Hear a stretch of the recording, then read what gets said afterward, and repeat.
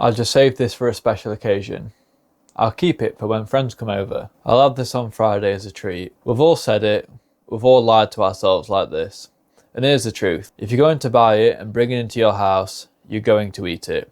Maybe not today, maybe not tomorrow, but you're going to eat it. I'm Brad Brassica, and in my last video, I showed you why shopping lists are the foundation to successful dieting. But creating the list is only half the battle. Today, I'm going to tell you about the principles that determine what actually make it onto that list. If it's in your house, it's in your mouth. Let me tell you a little story about a sharing bag of nuts. When me and my wife first started eating healthier, we'd do our weekly shop and we'd still buy ourselves a little treat. We thought that we were being smart about it. We thought that we had self-control. We'd see a sharing bag of nuts on offer and think, our friends are coming round in a few weeks. It's on offer now, we'll get this. And when they come round, we won't have to pay full price later. Genius, right? We thought that we were holding stock. We thought that we were being strategic. We thought that we weren't going to touch it. And then what would happen? We'd buy it on Sunday. Come Tuesday evening, we'd be sitting on the sofa and one of us would say, you know what, I could really go for a few of those nuts. Just a handful, a little snack. By Thursday, the bag's half empty. And by Saturday, it's gone. And when our friends actually come round, we'd have to go out and buy another bag at full price because we'd already eaten the one that we were saving. The same thing happens with chocolate. Go and save this for Friday after work. Yeah, right. You'd eat it on Wednesday or Monday for some folk, who knows. It happens with frozen food too. Those yellow foods, the beige foods, the potato products, the chicken nuggets, whatever processed stuff is in the freezer. We'd buy them thinking, we've got friends coming over, we'll eat them then and we'll save the leftovers for next time. However, because they are so easy to cook, you just got to chuck them in the oven for 20 minutes, we'll end up cooking them anyway. Within a few days of having the friends over, we'd polish the leftovers off. This is when we learn the hard way. If it's in your house, it's in your mouth. It doesn't matter how much willpower you have. It doesn't matter how many times you tell yourself you're only going to have just a little bit, one bite. It doesn't matter if you hide it in the back of the cupboard or put it on a high shelf and tell yourself it's only for a special occasion. If it's in your house, it's in your mouth. Because here's the thing about willpower. It's a finite resource. You might resist on Monday. You may even resist on Tuesday.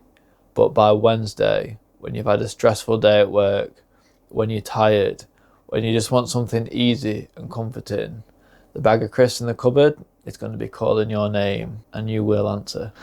The battle isn't won at 9 p.m. when you're standing in front of the cupboard trying to resist.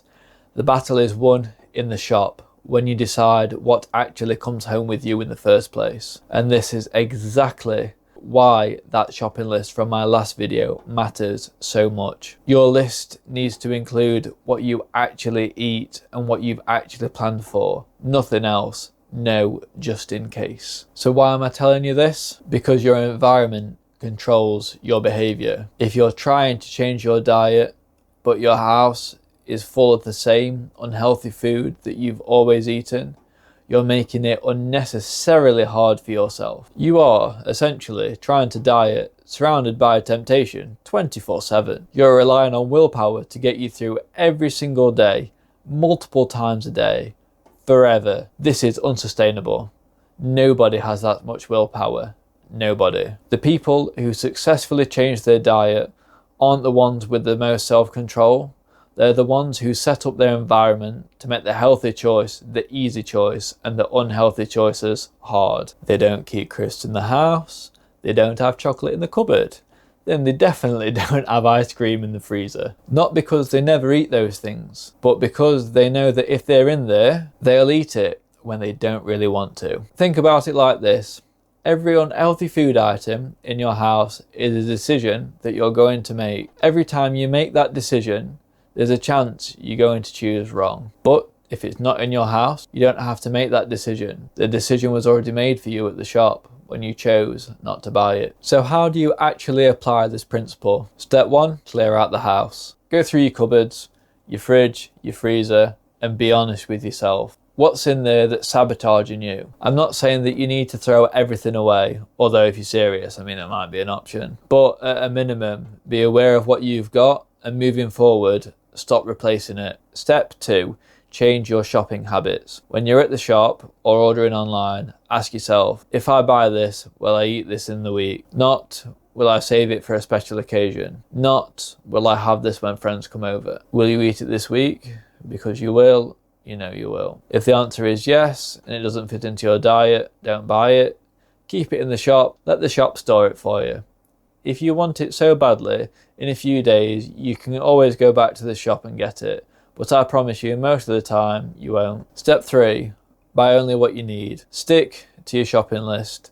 Buy exactly what you need for your planned meals, nothing else. If it's not on your list, it doesn't go in your basket. Now, I know what some of you might be thinking, but what if I want to snack? Then plan healthy snacks. Buy fruit, vegetables that you can chop up.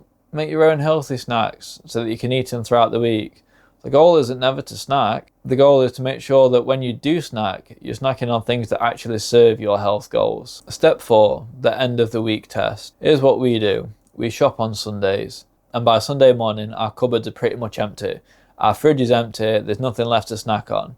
If we want something, we have to go to the shop and get it, and that creates friction, which we'll be talking about in another video. But the key point is, we're not keeping stock of unhealthy items. If you're going to do this, make sure that you're shopping at the right time. We have our morning smoothie first, then go straight to the shops. We're not hungry, we're not tempted. We get what we need and get out.